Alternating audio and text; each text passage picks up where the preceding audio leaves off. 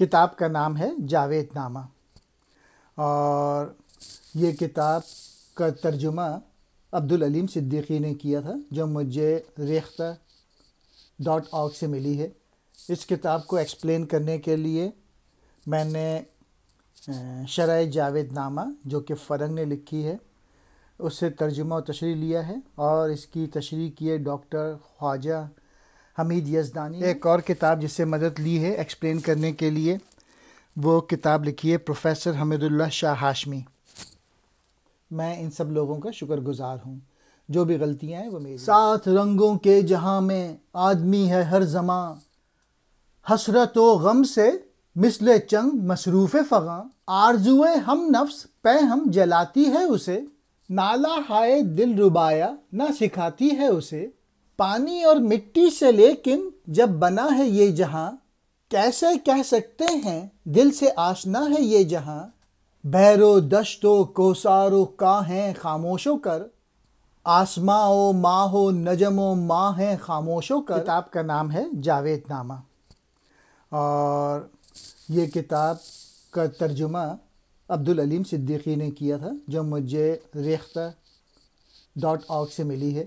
اس کتاب کو ایکسپلین کرنے کے لیے میں نے شرح جاوید نامہ جو کہ فرنگ نے لکھی ہے اس سے ترجمہ و تشریح لیا ہے، اور اس کی تشریح کی ہے ڈاکٹر خواجہ حمید یزدانی۔ ایک اور کتاب جس سے مدد لی ہے ایکسپلین کرنے کے لیے، وہ کتاب لکھی ہے پروفیسر حمید اللہ شاہ ہاشمی۔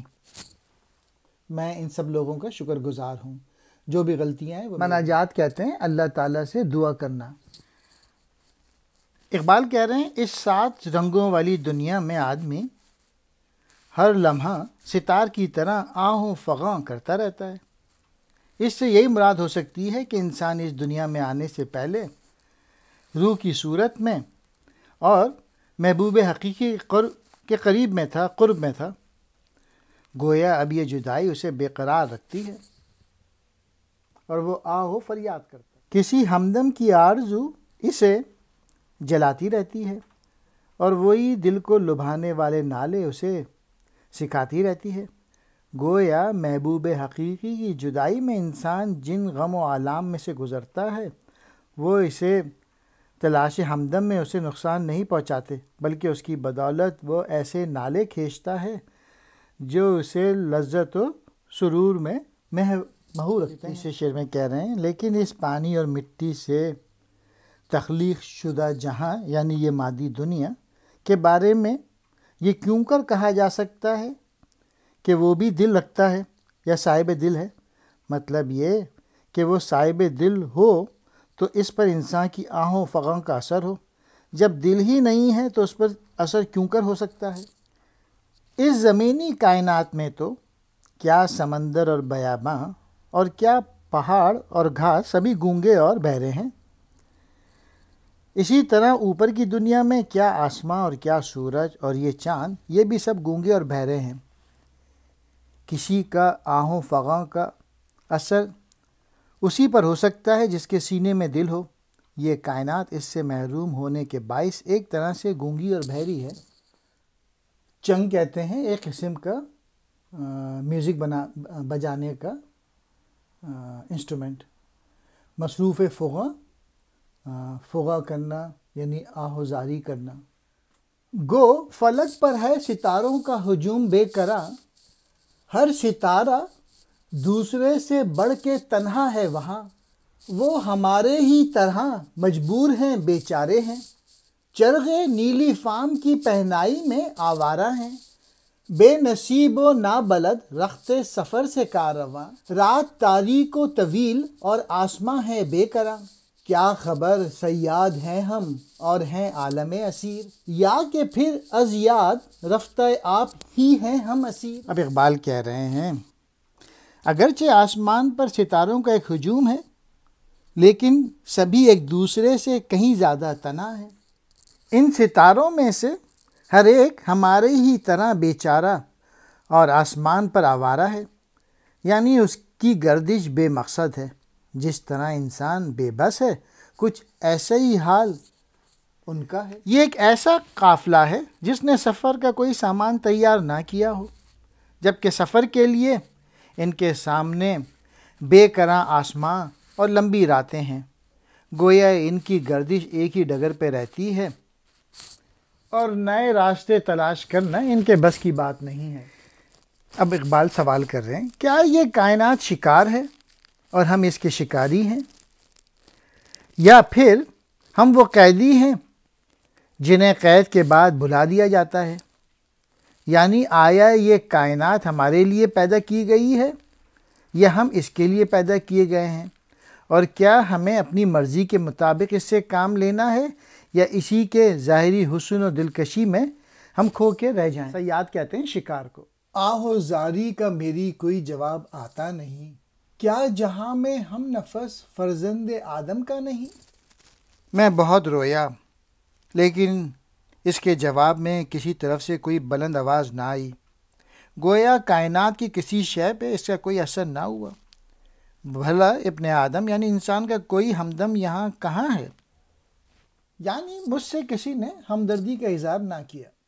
آیا تسخیر کس کی شان کرتی ہے بیاں، کس کی عظمت دیکھ کر حیراں ہے نیلا آسماں۔ آشنا تھا راز ہائے علم الاسماء سے کون، مست اس ساقی سے تھا سرشار اس صحبہ سے کون۔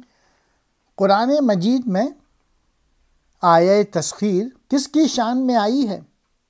یہ نیلا آسماں کس کا حیراں ہے؟ گویا اللہ تعالیٰ نے یہ عظمت انسان کو بخشی ہے، وہ اشرف المخلوقات ہے جس کو دیکھ کر آسمان جو ہر چند خود عظیم ہے حیرانی کا شکار ہو جاتا ہے۔ علم الاسماء کا رازدان کون تھا؟ اس ساقی اور اس شراب کا مست کون تھا؟ حضرت آدم علیہ السلام کو اللہ تعالیٰ نے سب اشیاء کے اسماء بتا دیے تھے جو فرشتے نہ بتا سکے، اس لحاظ سے قدرت نے گویا انسان کی سرشت میں اشیاء کا علم پیدا کیا اور اسی علم کی بنا پر کائنات رونقوں اور سہولتوں کی حامل بن گئی۔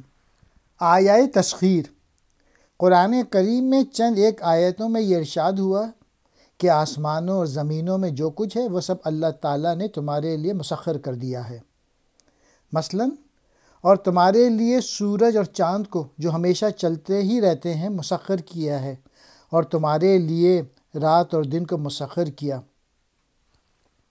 علم الاسماء خدا تعالیٰ نے آدم کو کائنات کی اشیاء کے نام سکھا دیے اور پھر انہیں فرشتوں کے سامنے پیش کیا۔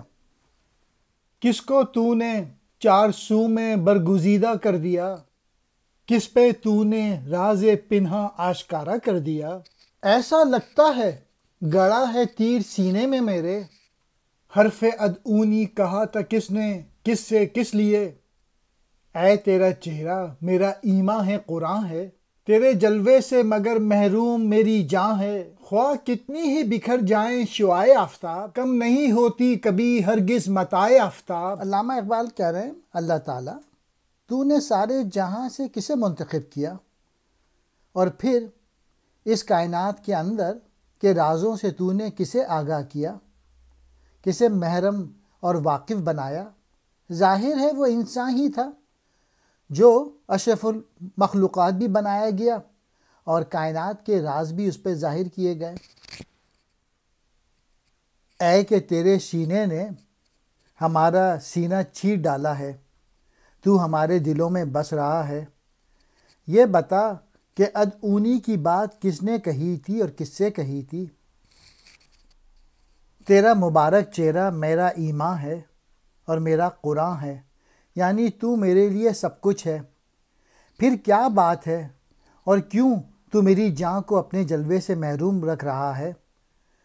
سورج کی سینکڑوں شعاعیں کے نقصان یعنی مراد خرچ ہونا سے آفتاب کی روشنی کی دولت تو ختم نہیں ہو جاتی اور وہ اسی طرح چمکتا رہتا ہے۔ مطلب یہ کہ اگر تو مجھے اپنے جلوے نوازے تو تیرے جلووں میں تو کمی نہیں ہوگی، ہاں میری زندگی منور ہو جائے گی۔ ادعونی مجھے پکارو، ارشاد خداوندی ہے کہ اے میرے بندوں تم مجھے پکارو، میں تمہاری اس پکار کا جواب دوں گا۔